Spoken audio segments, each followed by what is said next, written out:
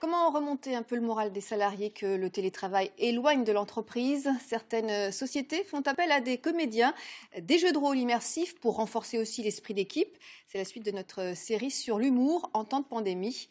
Nicolas Mettauer avec Merak Movsisian, montage William Sabas. Coucou maman. Répétition générale. Ces comédiens se retrouvent au cœur d'une vaste enquête policière. C'était limite des menaces de mort sur les réseaux, non? Vous savez comment c'est entre chanteurs, je vais te tuer, tu vas me tuer. Mais c'est la police, donc votre petit ton insolent, on va redescendre. Hein. Moi je chante pour les jeunes. À chaque fois, Un jeu d'acteurs sur mesure pour divertir des salariés en télétravail. Plus de souffle.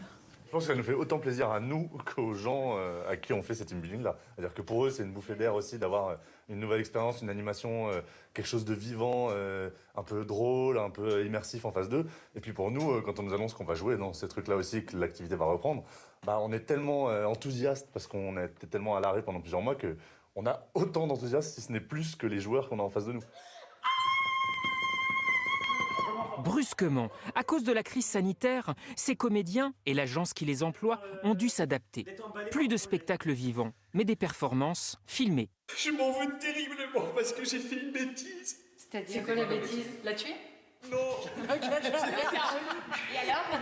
Il n'y a pas la même alchimie que quand on est dans une salle de spectacle, sauf que ce qu'on peut faire, contrairement à quand vous regardez un DVD d'un humoriste à la télé, c'est que nous, on peut entrer en interactivité. Donc on va utiliser l'outil de visio, le chat, on va directement parler de leur entreprise aux gens, leur parler d'eux, s'intéresser à eux. Action. Exemple avec ce quiproquo marrant entre une Québécoise et un Français. Ça va, t'as pas l'air bien là? Non, ça va pas, c'est mes gosses. Ils sont gonflés à bloc en ce moment. Ça m'irrite. Attends, mais t'as jamais vu une photo de mes gosses, toi? Bah non, mais j'ai vraiment pas envie en Bah, fait. elles sont Non, hyper mais mignonnes. Non, Tu vas voir. t'es trop cave, toi en fait. T'es vraiment cave dans ta tête.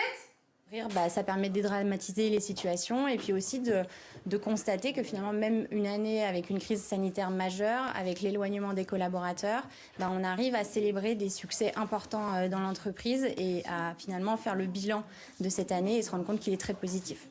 L'humour plus fort que la distance sociale.